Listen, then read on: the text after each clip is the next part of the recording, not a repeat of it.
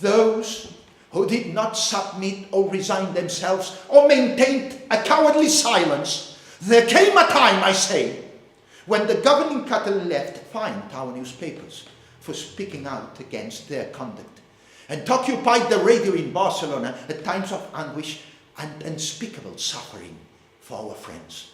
And then we had to advise our deputies to attend the Catalan Parliament, not to collaborate, but to echo the complaints and protests of our friends throughout Catalonia.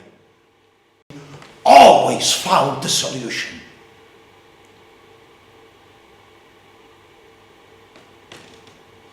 Make no mistake about it.